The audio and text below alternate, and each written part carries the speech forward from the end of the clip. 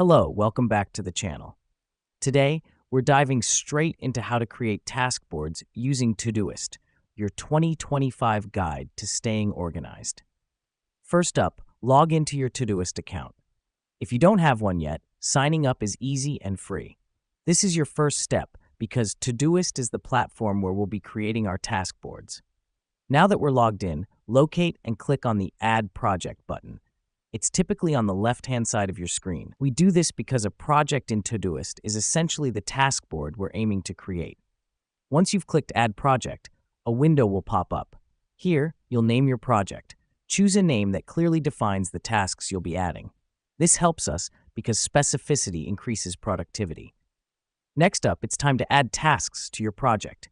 Click on Add Task and type in your first task.